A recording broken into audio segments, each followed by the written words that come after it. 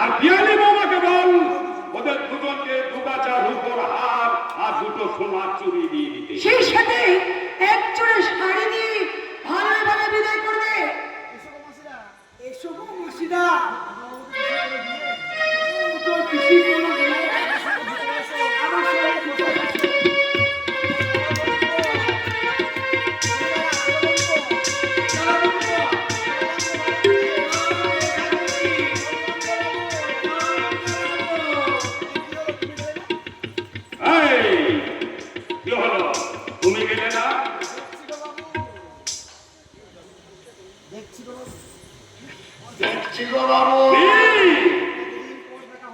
কতদিন পর তোমার সাথে দেখা হলো তো ঠাকুরজি। ছেলেটাকে সামনে রেখো গো, আমি যাচ্ছি গো বাবু, আবার আসবো, আবার তোমার সঙ্গে আমার দেখা হবে।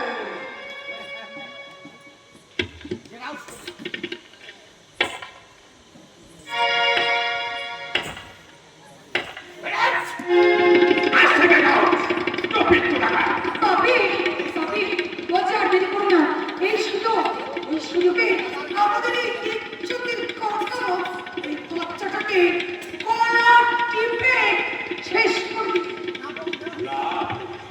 বাপি। শেষ করবি কেন? আমার বংশের কলঙ্ক ওই বাচ্চাটাকে আমি শেষ করব। সেইভাবে না বাপি না। বাচ্চা গরিব ছোট লোক মায়ের পেটে জন্মে আমার সম্পত্তির মালিক হতে চায়, তাই না? এই দেশপ্রিয় রায় চৌধুরী তোকে তোকে না কি বললে মেনে নেবে না। তোর গলা টিপে তোকে আজ আজ আমি আপনি এত বড় মানুষ হয়ে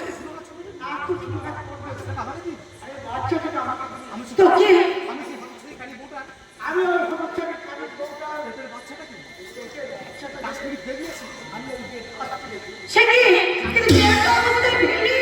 লোকে জানতে পারবে যে ওই নিয়ে আপনাকে কিছু ভাবতে হবে। আমি ওর দম বন্ধ করে মেরে দিয়ে ছায়ের আমাকে কিন্তু 1000 টাকা দিতে হবে। আরে যা যা যা তাড়াতাড়ি কাজটা সেরে ফেল। আমি একটু যাচ্ছি, আর আপনারা ভেবে রাখুন এর বাবা মা এলে তাদের আপনারা কি বলবে। আমি চললাম। কি বলবো তাই তো? কি বলবে বাপি? কি বলা যায় বলতো? কি বলা যায়? আমিও তো তাই ভাবছি বাপি। হ্যাঁ মনে পড়ছে মনে পড়ছে। কি বলবো? বলছি তুমি বলবে হিজড়ে ছেলেটাকে নিয়ে চলে গেছে। না না না ও কথা বলা যাবে না।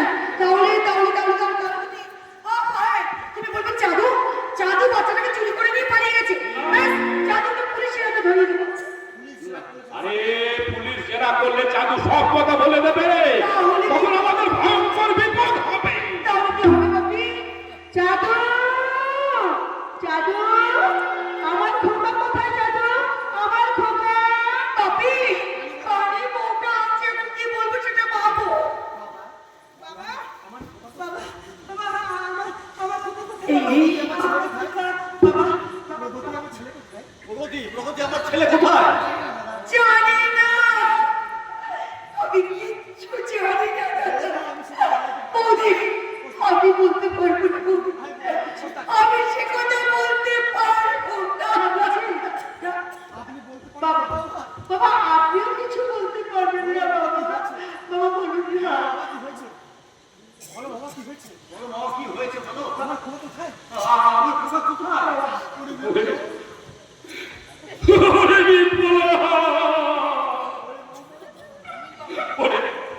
ওরে বৌমা আমার আদরের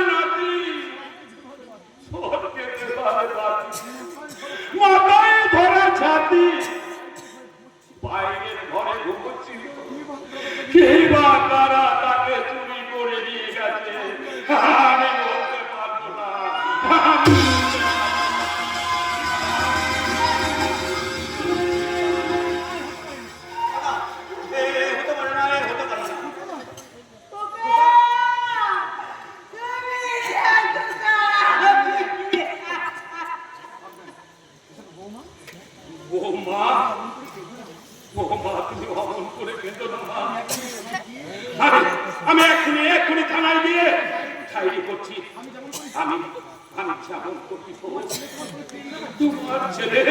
তোমার ছেলে আমি তোমার কোলে ফিরিয়ে এনে দেব, ফিরিয়ে এনে দেব, ফিরিয়ে এনে দেব।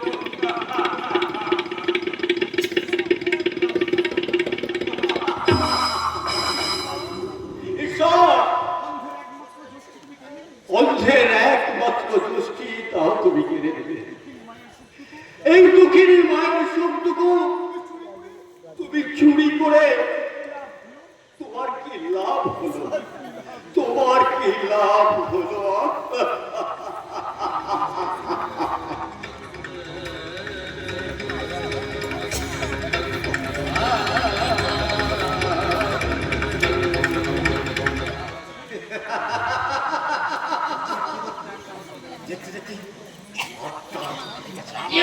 আমার প্রতিথি তৈরি করা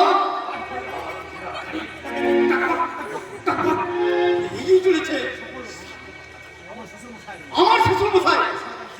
শয়তান দেশপ্রিয় রাজ্য, এই হোটেলটা আমার বেনামে চালালে কি হবে? আমার কাছ বুঝিয়ে দিয়েছি, এই আমার কথা শুনি আমার কথা শুনি আমার শ্বশুর ওই বিপ্লবের ছেলেটাকে না পৃথিবী থেকে আউট করে দিয়েছে। আউট দুঃখের কথা, আমার বলতে মাথার বিপ্লবটাকে এবারে তিলচালের বাঁচলা থেকে যাবে, তিলচালের বাঁচলা। কিন্তু স্বাধীন ছেলেকে বিজনেস ম্যানেজমেন্ট পাস করে বিদেশ থেকে সে যদি আমার হাত থেকে সমস্ত ক্ষমতা কেড়ে নেয়,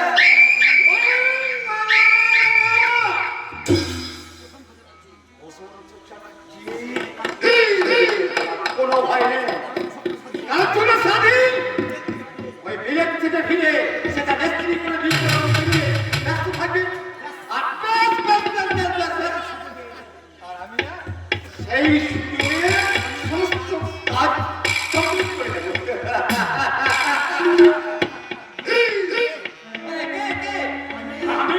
আমি বাবা বসন্ত। আজ আমাকে খুব হ্যাপি হ্যাপি লাগছে। আরে লাগবে তো, তোমার মতো জামাই যা তা তো সব সময় হেঁটে হাঁটে থাকাই তো উচিত। অনেক অনেক কিছু করেছো বাবাজি, তোমার জন্য আজ আমি এই সমাজে শিষ্য শিখরে, তোমার জন্য আজ আমি বিজনেস ম্যাগনেট।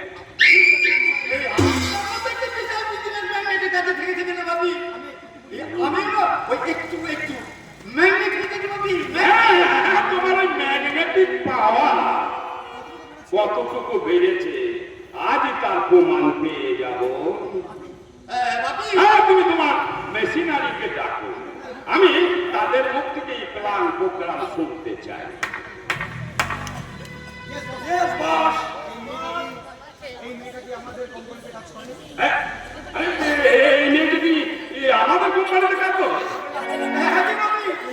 ও মেয়ে না, মেয়ে ছদ্মবেশী। আমাদের ফিল্ড মার্শাল সন্দীপ দাস। বাহ! আরে খুব সুন্দর সেজেছে তো, আরে ওকে তো চেনাই যাচ্ছে না। What? আমি এই সব ছোট লোক গরিবগুলোর সাথে কথা বলবো? নেভার! যা জিজ্ঞাসা করান তুমিই করো। সঞ্জীব, কালকে মাল বাজারের স্টাইলটা কিভাবে সেট করা হয়েছে সেটা তোমরা নিজের মুখে ওই বাপকে বলো। আমি এই ছদ্মবেশে আর পাঁচ দোকান পাঞ্জাবি যুবকের বেশে আপনার তার ঠিকানায় হাজির হব স্যার। আমার হাতে থাকবে হেরোইন আর হাসিস, এই একটা চিটা। আর আমার কাছে থাকবে সোনার বিস্কুট।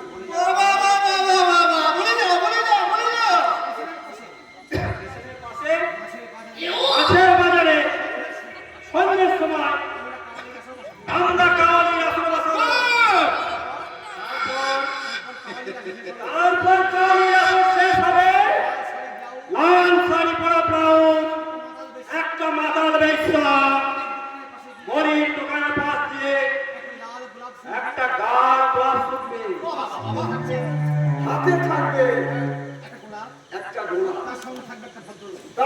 সঙ্গে থাকবে একজন ভদ্র কালো সাফারি আর চোখে থাকবে কালো প্রেমের চক্র। আমরা এই একাকী দুটো সেই দুজনের হাতে তুলে দেব। অশান্ত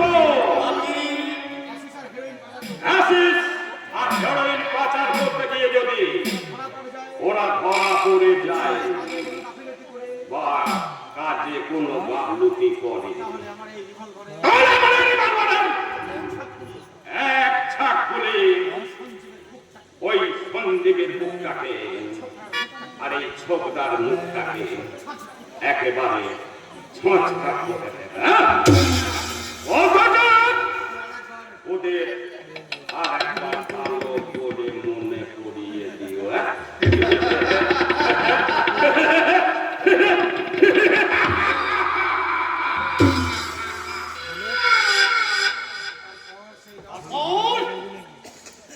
সেই লাশ থেকে ফিরে যাবে ঘরের গভীর জঙ্গলে কোন পানা পুকুরের মাঝখানে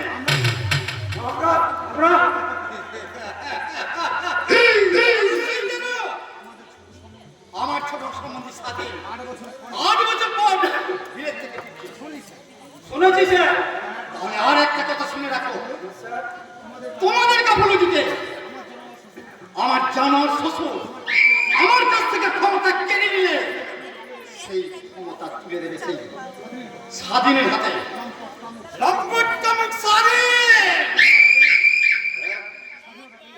স্বাধীনতা পেরি আমি হয়ে যাব পরাধীন।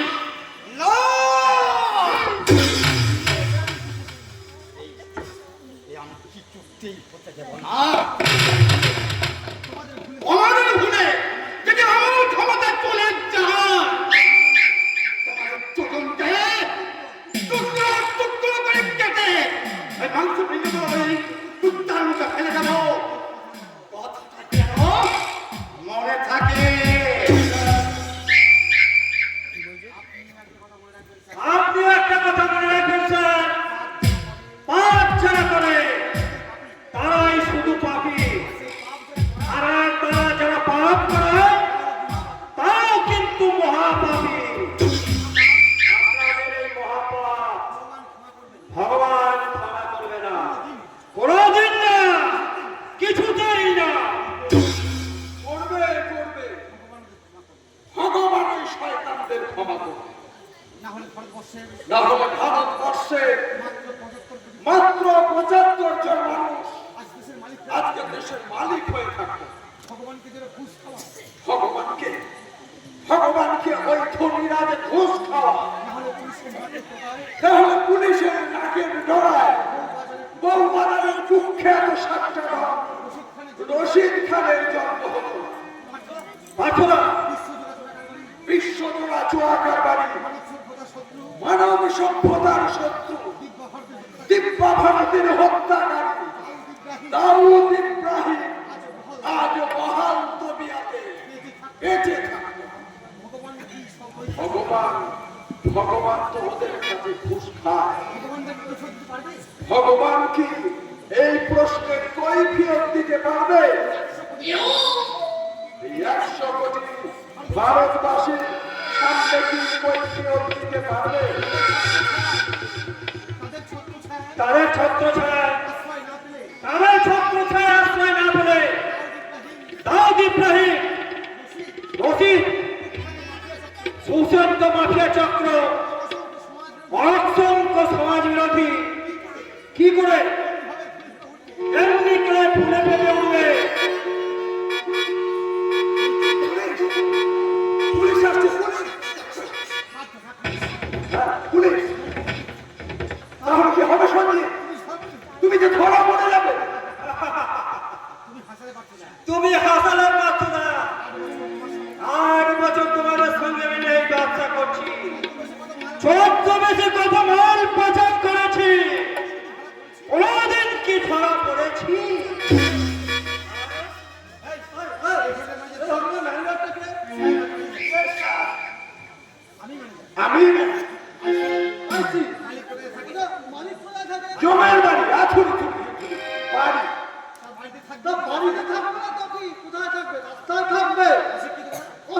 দেবো একটা। ঠিক বলেছেন স্যার, এই সরকারের দাক্ষিণ্যে তো শিক্ষিতরাই অশিক্ষিত মূর্খ। বসুন বসুন, কি খাবেন, চা না কফি? বদমাইশে তুই কফি Yes, sir. কি চা কফি খায় আমার মাথায় টুপি পরাতে চাইছি। জানিস আমার নামটা কি? অত বোকার নয় কিন্তু, আমার নাম হলো গিয়ে ইন্সপেক্টর সাধুচরণ সামন্ত। ওটা মেয়ে মানুষ মনে হচ্ছে। আমি মেয়ে মানুষ। তোর একা যেতে কি আছে? হেরোইনের হাসি। সাধুচরণের সাথে ইয়ার্কি। আপনার যেমন কথা বলা জিজ্ঞাসা করার ছিল, আপনার বাড়িতে কি স্ত্রী নেই? আরে মেয়ে মানুষের সঙ্গে কথা বলেননি? আমার স্ত্রীকে আমি কত কথা কি বলতেন স্যার? কি বলেন স্যার? বলতেন, এখন বলেন না। কি করে বলবো? আমার মানুষে দুঃখে আমার দাঁত বেরিয়ে যায়। আমার চোখ আমি মুছিয়ে দিচ্ছি।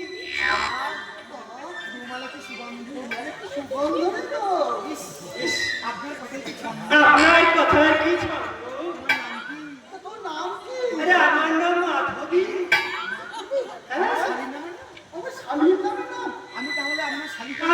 আমি তাহলে আপনার শালী।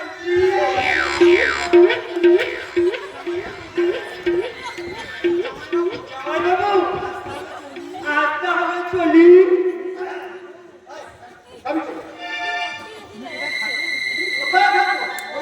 ওই যে গলা কাটা গলি যাবেন জামাইবাবু, ওখানে আমার নাম ফুলি।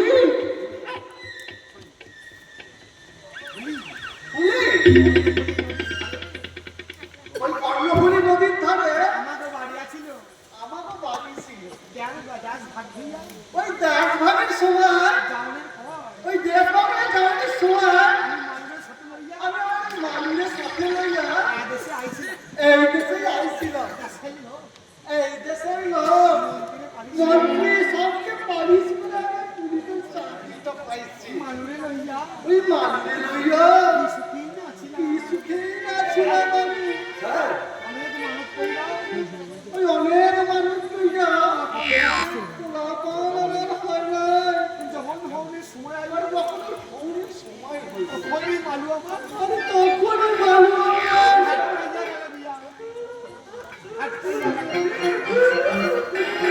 আপনি না সরকার,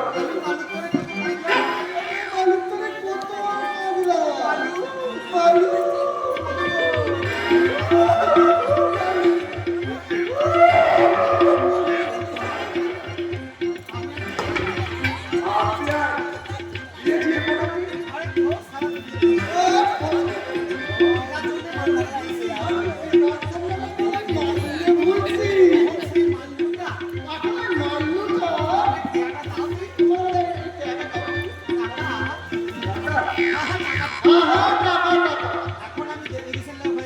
এখন আমি এই দেশেরই লোক হয়ে গেছি।